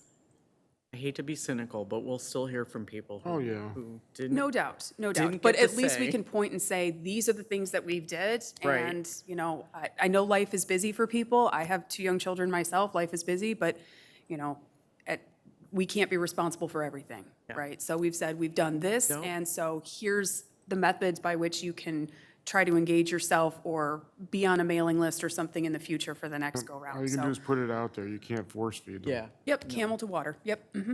So, but no, they provided a lot of great feedback. Even the open house, there were some people who said that they hadn't heard of the project before, but they heard about it through this, that, or the other. Because, I mean, we advertise those days crazily throughout the community, so. Well, the other thing too, that I think those that took part in the process, at least I hope they walked away with understanding what the difference is between the master plan and the zoning ordinance.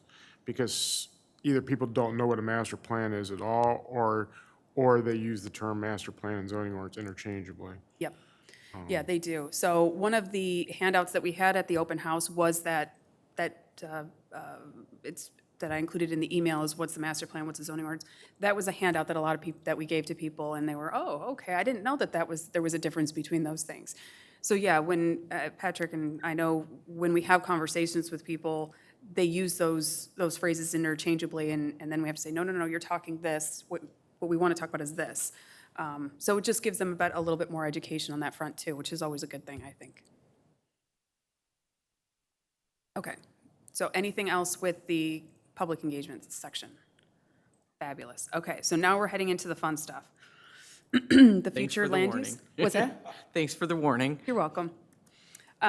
So as you know, we've been talking about the Michigan Avenue Innovation Network, the MAIN, which is intended to be a technology corridor along Michigan Avenue. So you've seen this graphic before. It's supposed to cultivate Michigan Avenue as a technology corridor from Detroit to Ann Arbor. So we're partnering with the adjacent communities that are along along Michigan Avenue, and trying to cultivate a vision and bolster the economies of everyone involved, so that way we can all succeed along Michigan Avenue. So we want to make sure that we call this out and we draw attention to it in our master plan. However, we want to avoid using the main too much, because we want to facilitate those types of uses and that type of energy and economic investment in our corridor. But if the name changes or something along those lines, we want to make sure we still have a framework to work with outside of the main itself. So highlighted and outlined in green, and I gave you all a copy of the draft master plan because I know it's a little difficult to see up here. So highlighted and outlined in green is the proposed innovation network boundary. So these are the areas along Michigan Avenue that we want to focus on and try to cultivate those types of research, high-tech, hubs and draws to the community that will invigorate the economic base along the corridor. So, yes, So for that term, you said Maine? Maine, the Michigan Avenue Innovation Network. Thank you. Yes, thank you. So we're taking that idea, the innovation boundary, innovation network, and not creating, but imposing our innovation boundary here on our future land use map, okay? So nobody can innovate anywhere else in Canton? We can innovate everywhere. Okay. We're going to be innovative all over the place. Okay, just want to clarify. Yeah. So within this area, because we want to focus opportunities in areas that have been underutilized or underdeveloped or not developed at all and just remain vacant. So what we've brainstormed here, and you've seen this before as well, is the 5 specialty planning areas. So we're going to go through them one at a time here in a minute. So on the left there is closer to Beck Road. On the south side is area number 1, located a little bit more centrally. Section area number 2, which is just west of the ITC corridor. Area number 3, which is is unique among all these 5 specialty planning areas because it bisects Michigan Avenue completely. Just to the east of the ITC corridor, area number 4 is the landfill, and then area number 5 is on the east side of 275 by Lots Road. Okay, so we're going to go through these individually. Are there any questions before we start to dive in? Okay. So area number 1 here is Research Drive. And I think you might recognize it from the mini warehouse use that was approved there on the southeast corner of Research Drive and Michigan Avenue. Excuse me. So here is an aerial, and it shows the 13 parcels that are included in this park, this Quadrants Industrial Research Park. So some of them have been developed. Some of them transverse 3 properties right here. There's the mini warehouse storage. There's an indoor recreation use there. There's some high-tech consulting uses that are in there. And then there's one property in particular that is just utilized and used as a stormwater collection area. So that entire property is a collection for stormwater for that immediate area. So Canton Township owns one of the properties here to the south. And so this seemed like a really good area to look at and to focus on. What do we want to see in those types of properties, and try to cultivate uses that can work in harmony and can be mutually beneficial to each other. So this is another area, or another aerial of it. So you can see Research Drive, this curvilinear to the left, and then you see the Arctic Edge Canton Softball Center to the east. Whoa, go back. So when we look at the existing uses along Research Drive, we see that there's warehousing, as I mentioned, specialty food production, the indoor recreation, automotive repair, and then there's some research technology consulting office businesses. So when we're looking at potential uses that we want to cultivate in that area, because we have the recreational component there with the Canton Softball Center, and even High Velocity Sports is right there on Michigan Avenue, trying to create or encourage indoor recreational uses along Research Drive or connections between Arctic Edge and Research Drive could be something that might be a possibility. Outside of that, there's other research, high technology, or warehousing uses that could be encouraged to develop there. Now, this isn't going to be an area where there's going to be a lot of intermingling between the two unless it does become a connection way between the Arctic Edge and High Velocity Sports and the Canton Softball area.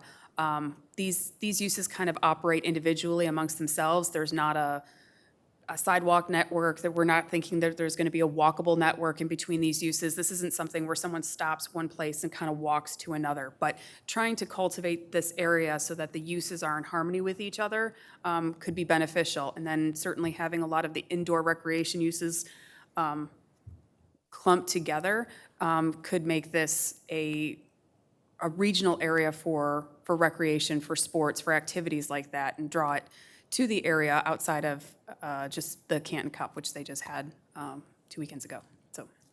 Aaron, when Yes. you say specialty food production, are you talking about that? There's a like a catering business that's down here on Research Drive. Oh, Yep. But on their website, they call it specialty food production, so. Because it's very high end. It looks delicious. Shout out. Yeah.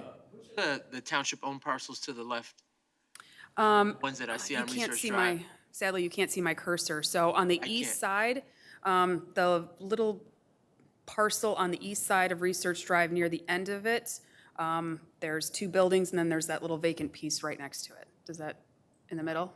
So the vacant, Close to Michigan Avenue? No, it's on the south side. South side of it. So it's just to the west of one of the baseball Yeah, diamonds. behind you can you can just point. stand up It's and behind point you. behind you? It's behind It's on you. the screen behind you. Oh, I'm Yeah. sorry. That would be this one right here. Got it. Thank you. Oh, there you go. Got it. Thank you so much. So, I mean, you could play 9 innings and then go over and innovate something. I mean, if we put in a This property, I mean, it's not owned by the township, but certainly, there's opportunities there for these 2 properties. It's a possibility. You know, all these are, you know, you're coming up with ideas as innovation changes too. I understand that. But you know, when you talk about food, that could be hydroponics, you know, some kind of farm if it doesn't smell up the area, you know, depending on how it's done. Yeah. But I really want you to finish because I just had some ideas that I think I want to share with you too, but go on, I'm No, sorry. I was kind of finished with area number 1, so if you have other ideas, please by all No, means throw it's them out. on the overall thing, so I'll wait till you're done. Aaron, how the big parcel that's kind of in the middle on the east side of Research Drive? Yeah, how many acres is that? Do you know? That one I don't know off the top of my head, no. On. Hold on. Patrick can Patrick's pull up doing, the GIS yeah, map, Patrick's doing come some on. quick math. Yes, like it's about. a little under 4 acres. 4 acres? Yeah. You buying it? No. Did you really eyeball that? That's good. He did. He's that good. Patrick? My man.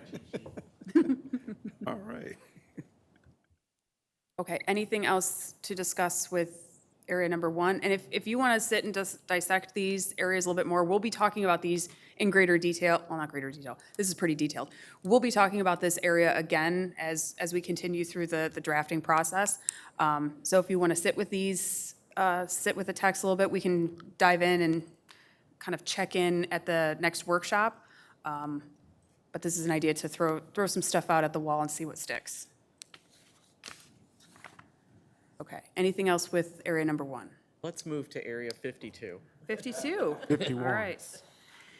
Okay, so we've got area number 2 here. So this is comprised of several properties. So the residential area at the top there is the Dye Brothers residential subdivision. Then we have this area here, owned by Canton Township. And this area right back here is also owned by Canton Township. Which area? I'm sorry, the last part? That, yeah, W yard right here. yep, okay. So we were looking at these areas along Michigan Avenue, and a lot of the properties in the Dye Brothers residential neighborhood have come up for foreclosure auction through Wayne County in the last several years. So when those properties are available, Canton Township does purchase some of those depending on their proximity and where they're located. So there are a number of properties in there that Canton Township does own. So when we look at the area with already an investment by the township, what could we do with that? Where could we move forward? So with the frontage right there on Michigan Avenue, and you already have curb cuts onto the thoroughfare. You have the DPW yard off of Sheldon. What could we do with those areas? So just breaking it down into a little bit more detail. So we have the existing uses, the single-family residential, Dye Brothers, and some vacant properties. So some potential uses we could do for just this area here is a mixed-use development with some commercial in Michigan Avenue, residential with single-family behind. We could also look at potential other options, such as research, high-tech, things of that nature. Are there other ideas that you think that we might want to look into these types of areas? Residential, single-family residential neighborhoods off of Michigan Avenue right there haven't been developed or Well, I think, haven't been wanted, I guess, or desired in that area. So what else how else could we look at these properties that could be beneficial to the community? well, if you're gonna go along the lines of what the administration wants to see happen with this corridor, at least I believe it's what they want to see, I don't think residential is what we need to see. I'm not even sure commercial is it, maybe some restaurants here and there, but, because if you get business along there, you're gonna need those things that support the businesses. But I'm thinking more along the lines of promoting and developing potential for high tech. Part of the I have something in mind, that's why I was asking the acreage of the other parcel. And by the same token, I was gonna ask how big the parcel is behind the DPW yard.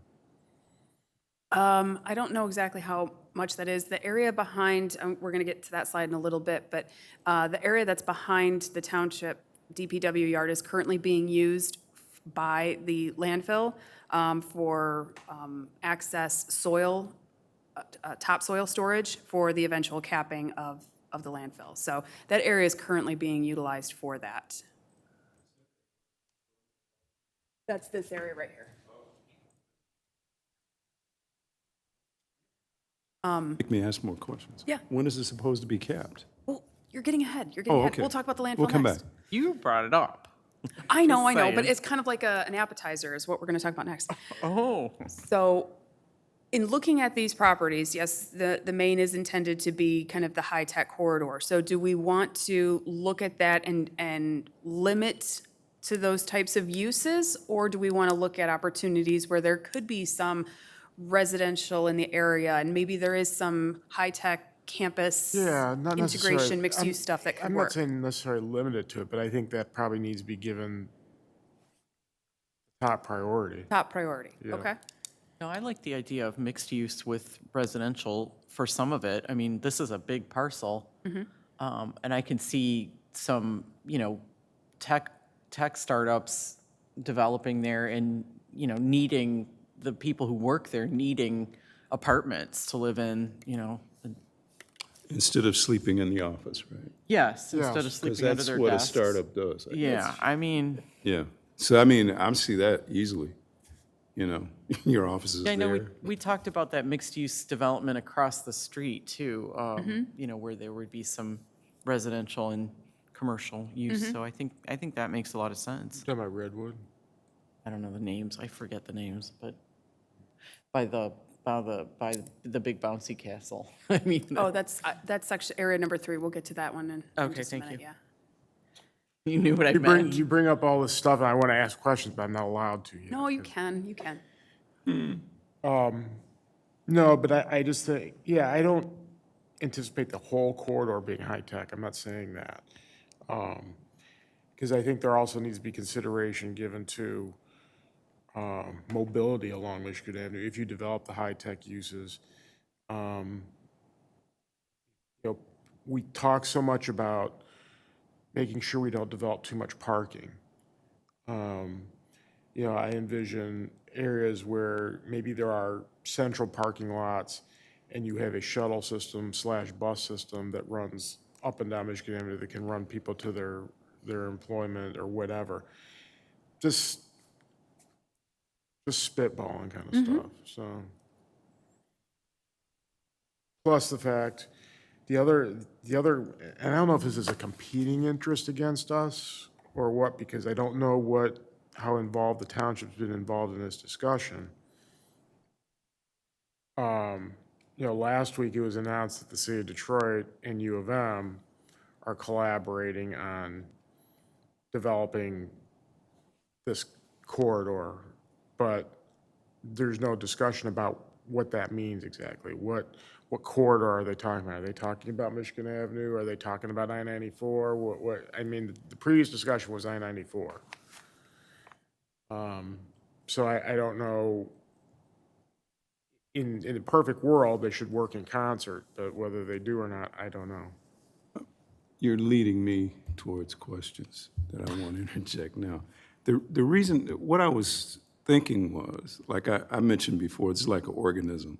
And sometimes you got to know where you fit in that piece over time. So if they're developing a corridor, you need to market your sites in a certain way that it fits into whatever the overall plan is eventually, because that could be something that could be Canton specific, and then there's something that's Detroit specific, and then Ann Arbor. But when you look at the whole thing, it works together. So it's sort of like you got to coordinate, that's what you're getting at. You got to coordinate with all these entities and say, where would this make sense in this long corridor for these pieces to fit, where they work together better than if they're all piled up on top of each other? You know what I mean? So you might have these incubators and, startups in some sector where, they like a nice community around them, so they might want to go here or in Arbor. And then you got those, the ones that want to be, in the downtown area. So you kind of put it all together, and now you got a nice development running for miles, which is going to take a long time. So this is going to change.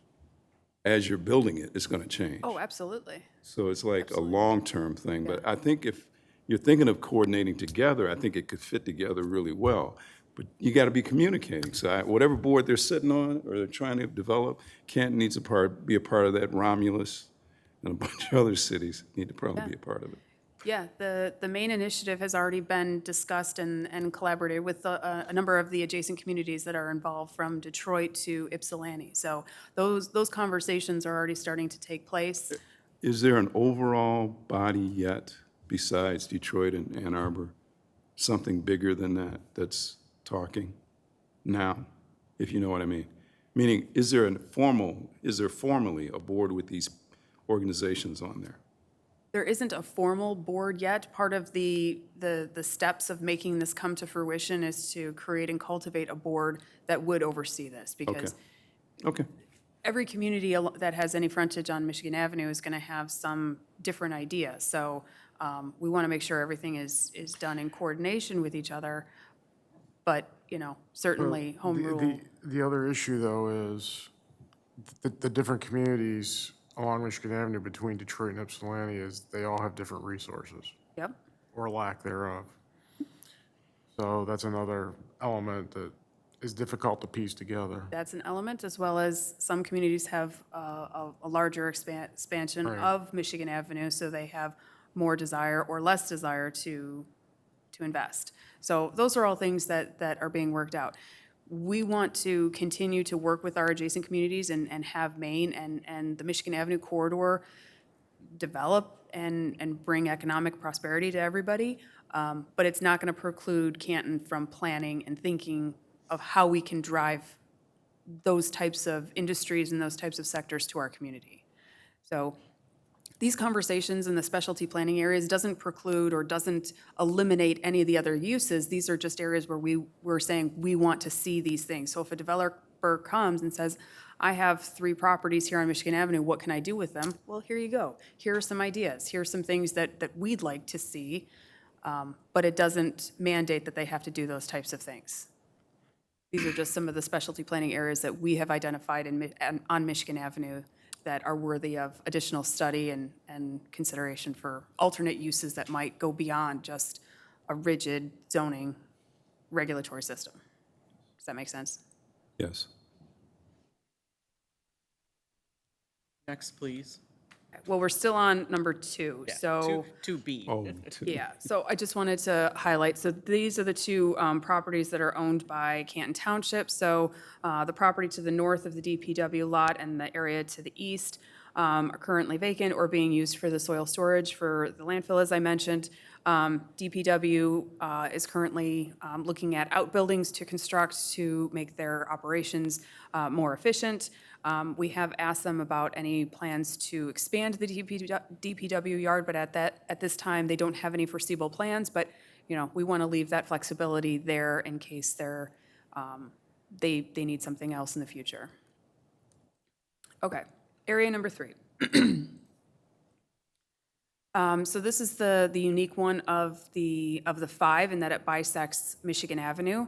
So we have an executive park to the north, and then we have 4 vacant parcels to the south. So we're looking at these separately and also comprehensively.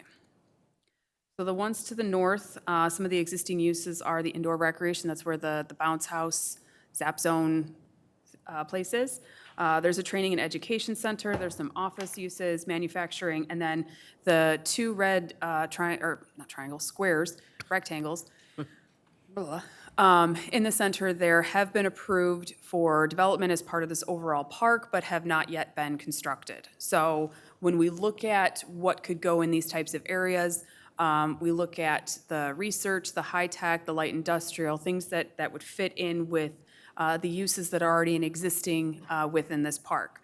There is a dense landscape buffer right there on Michigan Avenue, and certainly the private horseshoe-shaped road there, Executive Drive, provides some noise and privacy for any of the visitors or the staff who would be frequenting these areas. So these are 2 areas that could be well suited for these types of high-tech uses.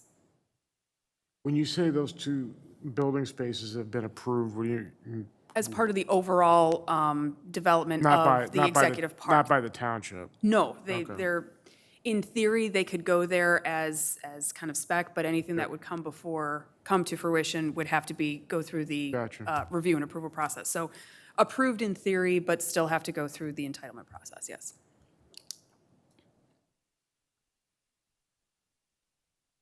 Any comments here on this one? Not a township-owned property. This is not township-owned properties. No, this is privately owned. But this is something where we could work with that private developer, with our economic development manager, and try to cultivate and bring those types of uses to that park. So it could be a mutually beneficial public-private partnership. Anything else here? On the south side, we have 4 properties, 3 of which are owned by the township. The property on the southeast corner here, on the eastmost, this one here, that one has been slated for fire station number 4. So that's going to be coming to you in the future.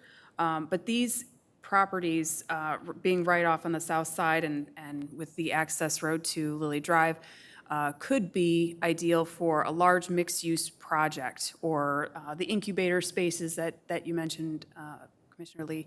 So these areas could be well-suited for larger-scale mixed-use, for some of the high-tech research, kind of campus-like developments.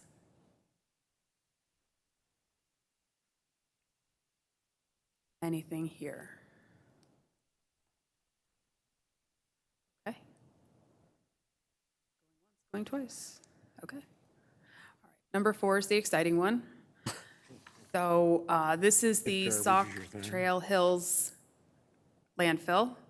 So I did a lot of research on the landfills while I was writing this, so it's really fun. Tell us all about it. Tell us all about it. Well, I mean, in some of the private conversation or the administration conversations that we've had is trying to figure out what to do with this landfill when it's capped. Based on the size, the acreage, the tonnage that is accepted, and the compacting rate, a landfill for municipal waste can last anywhere from 30 to 50 years.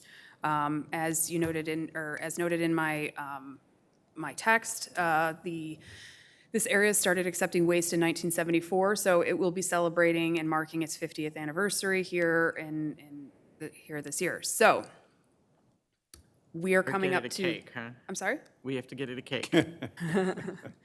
So we need to start planning. We need to start thinking about what to do with these properties, because we want to be in a proactive state. We don't want to be reactionary when this finally comes to be capped. Now, there's regulatory components that needs to go in through the state, which will be facilitated privately from the landfill and the state. But when that happens, what could this area be used for? There was some talk at one point about just planting a whole bunch of trees and just letting that, let it just be natural tree space. Well, in my research, I found that that's a big no-no. Within 30 years, after 30 years of being capped, the landfill has to be maintained, and natural grasses and wildflowers and everything can grow and can mature. But part of the maintenance program is making sure that trees do not grow, because they have an elaborate root system, and even though that there's clay and topsoil and everything that is placed on top of the landfill and on top of the waste, the root system could infiltrate that final cover system, and it could expose the gases to the environment. So trees are a no. But there are other opportunities and other things that could be put there. So a solar panel farm, provided they don't go too deep, that's something that could be installed and could generate benefits to the community. Open passive park space is another something, which is some walking trails, things like that. These have been implemented in other landfills throughout the United States, as I referenced in my text. So we would not be the first ones to do this. We would have plenty of resources and examples on things what we can do and things that maybe we shouldn't do. A golf course is something that has been tried and true. I include it here just as a frame of reference on something that could be done. However, with the close proximity to what's that called? The Fellows Creek Golf Course right there to the northeast. I don't recommend another golf course there unless that one's closing. We want to do this one here. But it is something that has been done elsewhere. It could close. It could. Outdoor recreation, there's been talk about having like mountain biking trails because the elevation is so steep. The opportunity for some really extensive trails or ski slopes that could serve multiple seasons. And then an active drone park for people to fly their unmanned flying systems that are outside and far enough away from any residential developments. Any residence within is well over, I think, 1,300 feet away from the landfill. So I know a lot of people are concerned about people flying drones in public parks or public spaces because it's generally located really close to residential areas. So that would be an opportunity for them to fly their crafts without being near residences. So this is probably a dumb question, and I'm asking because I don't know. That's okay. But what are the health standards, protocols that are in place for reusing land like this? I mean, even as a park. I mean, is there a stigma that gets attached here? Okay, you're gonna make it a park, and you're gonna have. I mean, you know how people are when the cell tower's going up near their school or whatever. I would assume you get similar concerns with something like this. Oh, absolutely. Yeah, so the state has, I mean, there are federal and there are state regulations on how to close a landfill to make sure that they are safe, to make sure that the final cover system meets the regulations and meets the minimum depth of what it needs to, so that way it doesn't, the waste doesn't permeate. But a big component of any future use on this is going to be an educational component.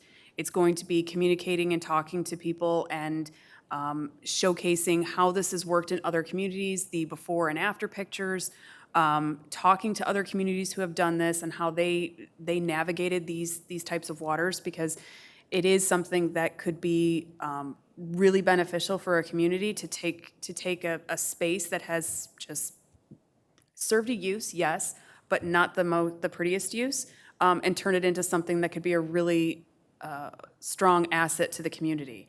But making sure that they're on board, that's why planning for it now and talking about it now is so critical, so that way we're not trying to do it super, super fast and people get nervous and scared. And Are there any conversations going on with the owners and operators of the landfill as to what their thoughts are? I mean, at the end of the day, they still own the property. Of course, of So course.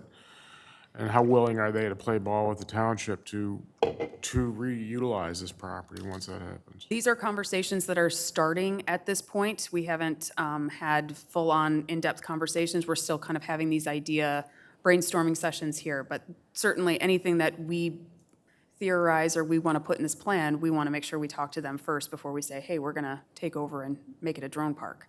If they have other ideas on what they think they might do, that could be something that we could work together on. whatever you do there, it pretty much has to be, I don't have a better term for this, it has to be pretty much a surface use. I mean, you're not gonna be able to do anything that requires any kind of serious excavation, or like building buildings or needs foundations or anything like that.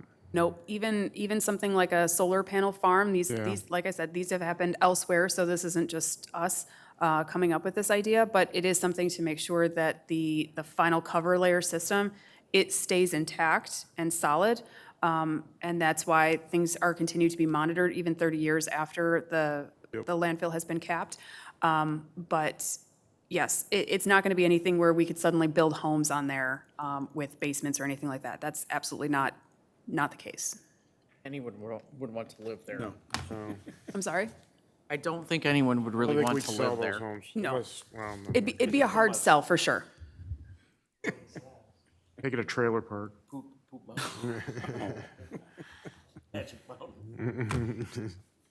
Are there any other ideas for potential uses here? Again, Sledding park. sledding, yeah. So that would be part of the active outdoor recreation. There'd be sledding hills. Those are things that are still above, you're not digging into the ground to have a sledding hill or anything like that, so. And certainly, this doesn't have to be, the property there is almost 200 acres, so it doesn't have to be a single-use future. You could have solar panels over here, and you could have walking trails over here, and you could have wildflower prairie land over here, no trees. So, there's a number of things that we could do in this 200-acre parcel to make this a real community asset and change the landscape of Michigan Avenue in that area, for sure.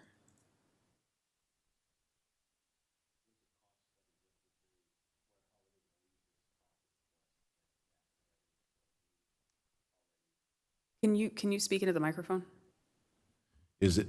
How is the condition of the property going to be left, and when is it going to be left? We talked about a long time. When are they going to cap it off? Well, they're coming to the end. They're in their sunset years, really. So they're 5, 2, 3, 5? It could be anywhere from 5 to 15 years. Oh.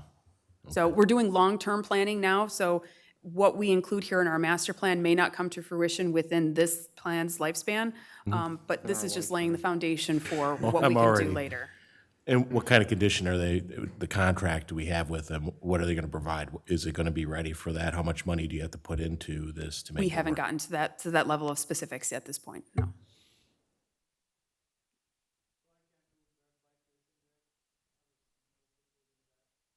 Yeah, that would be part of the active outdoor recreation, as long as, you're not digging up too much of the topsoil, sure.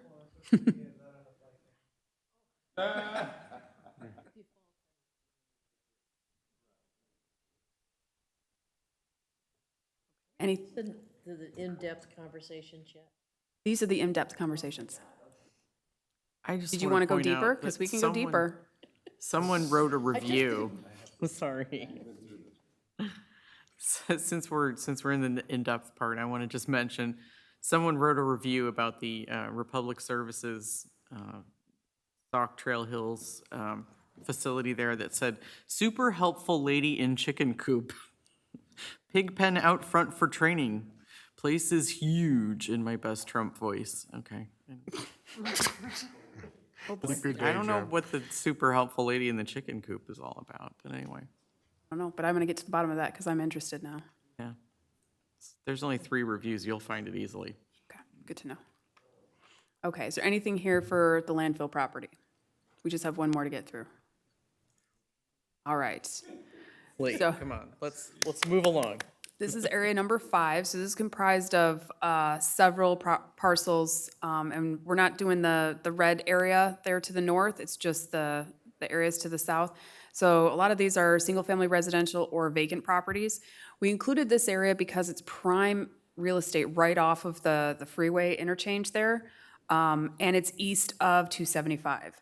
Now, you may recall in some of our previous conversations when we talked about the parcel nodes, the neighborhood nodes, or the mixed-use nodes, we wanted to make sure that we identified properties east of 275 when we did a lot of this planning work, because the perception for some people on the east side is that they don't feel like they're connected to Canton. So we wanted to make a concentrated effort that if we were talking about anything on the west side, we had something equally comparative on the east side there as well.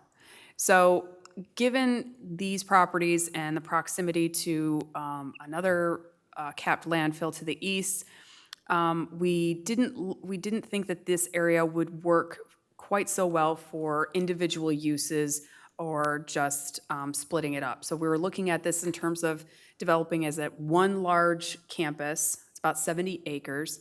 So it could be research, technology, medical. It could have a lot of different types of buildings, and certainly it's deep enough there with a lot of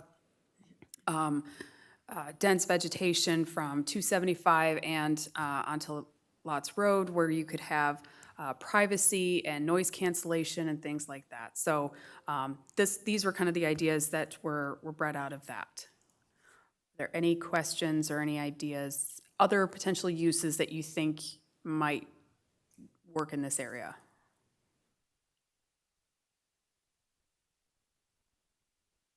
Now, South Lots Road is not paved past a certain point south, so any investment in this area would require the road to be paved. However, there is water mains and sewer mains that run all the way down from Michigan Avenue to Van Born, so it would minimize some of the infrastructure investments that would be required there. So that's a marketable opportunity of, yes, you have to pave it, but you don't have to do the underground stuff. These are all different owners in here? Yes. Not every single one of them is different. Some of them are grouped, but Sure, there's more than one, there would be more than one entity that we would have to discuss with, yes. And, Michigan is Boulevard already, so that's an advantage, I think, which would help the traffic flow out of there, like we should have it on Ford Road. But anyway, yeah, I mean, I bet you put that out there, somebody will, if they want to be on Michigan Avenue. Everybody wants to be on Ford Road. But I mean, these wouldn't be on Michigan Avenue, they're on lots, but it's so close to the interchange of 275, and it's, so it's close enough where it could be a really, really strong marketable opportunity. And by including these in our master plan, it gives our economic development manager, it gives our chamber an opportunity to market these properties for future development. So, making conversations, making connections with people who are like, I'm really looking for about 60+ acres, want to be close to the interchange, but I don't want to be right there on the main thoroughfare. Do you have anything in your community for us? Why, yes, we do. We have this right here. And look, these are the things that we're kind of thinking of, and it aligns with your needs. So it allows our township administration to really market these areas for development. I'll end my one comment. Is this I've the been- one we've been waiting for? Is this the This is the comment one we've you- yeah, been this is the waiting one for? I I just held wanted to make back on sure. this just in So I case. should pay close attention, yeah. There was, now it's messed up. But anyway, thank you. Anyway, there was one particular project I worked on was marketing sites, and they went to a big show in Las Vegas. So we had write-ups on every one of the sites. There were, 30 or 40 of them, and we had a write-up on each one. The purpose was to get people interested, because they had that same question. Do you have a 60-acre site? Do you have this? I want to put this type of thing. But it was all a part of marketing the site. That's what I meant by collaboration as well. Because if you bring all that together, you got some in Detroit, you got some in Ann Arbor, you got some in Ypsilanti. These sites could be catered to something like that. You want to go high tech, or you want to go in the future, this is what you can do, and all these sites are laid out, and you just got a smorgasbord of things, and you just start pitching them. And that's what it was. It was a pitch show to developers to see if they could come in there. And it worked pretty well. I didn't go on the trip, but I did all the write-ups. Isn't that something? They wouldn't treat me to that. Boy, I tell you, it's not right. It's not I even fair. had a writer that improved my writing so well that I sounded really good, but it was Wow. me. And it wasn't AI. But it was a great experience because I kind of felt like, how can you get a developer interested? And it was a way of marketing. But I'm just suggesting that. I think it's something that this whole quarter could do. And just bring people, and the goal was to get people outside of Michigan. That was the whole goal, get people, international ones. So, yeah. So anyway, that's my suggestion. And that's all I got. See there? That was nice, though. You built it up so much, I was I expecting know, more. I was. And it just blew it right there. I was excited by it. I liked A it. little disappointed, but So is that it for master plan tonight? No, Oh, that was no. it for these areas.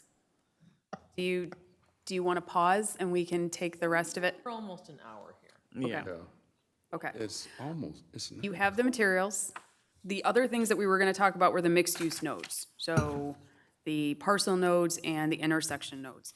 So we've discussed these before, Now yeah. we're getting more into Yes. the meat and potatoes. Jeez, So this is just kind of solidifying that language. We're on the So master plan. what I'll ask you to do is, I will send you this PowerPoint presentation this evening or tomorrow morning. Look it over, read through the text. We'll come back and we'll finish up this little part of it and some other stuff at the June 17th workshop. Does that sound good? Let me, Yes? Go ahead. Wait, we have to let Nancy have her negotiation here. no, I was going to ask, will we have a 17th if we don't have this on the agenda? Yeah, she's got there's other other stuff to things, discuss. we'll have There's the other master stuff. plan, and then Okay, I we're was slated going. to have some ordinance discussion on the 17th. Okay. Yeah. There is other stuff. Ordinance, yeah. Always ordinances, maybe signs. Past your bedtime. Okay, I actually have a question. Been holding it in, just like Claire. See? Well, I hope it's interesting. What we talked about when I first sat down, so I, at some point did that Michigan State, you know, how we have to do our workshops. Continuing ed. Thank you. And I did something with Michigan State. And so I think I now get emails from them, and there was something about planning, and Dawn didn't get it, Clarence didn't get it. What I loved about it was once a month, they had some webinars, which turns out to be when I have library board, but they're taped. And so I didn't know what we needed to do to sign up for them, to be eligible. That's my question. Okay. What agency was it through? Michigan Michigan State, State, it's the Michigan State citizen- University Extension? Yeah, it's Okay, the citizen planner thing. yeah, Do I yeah, just okay. need 'cause to I know- log in and say I want to do it, or does? Let me look into it, and I can get back with you all collectively. It looked great, like every month a new webinar. Yeah. Yeah, I'm no, glad that you sounds brought awesome. up Because I was starting to get worried about continuing ed, that I was going to get thrown off the board. Yes, that's my plan. That is serious. Yeah. I'll do better. But see, I've already, Maybe if I were blue. I've already done I already talked to Aaron about mine, so. Yeah. Show Joe's off. teacher's pet. Show off. But you haven't provided us any I know, confirmation. and I and- intend to, I was just thinking proof. that tonight, I need to give you that information. It's okay. Okay, so I will cease with our master plan stuff. I will send you some stuff. If Will you you have desist? Oh, wait. have any other edits or comments related to the text stuff that you've seen thus far, please send it to me. And then we will continue the node discussion, and I'll add other things to it for the 17th. Do I hear a motion to Motion to adjourn? Okay, motion to adjourn by Commissioner Weber, support by? All in Support by favor? Janowski. All right, awesome. All in favor, please say aye. Aye. Any opposed? Okay, No. we're out of here. Sorry, Aaron.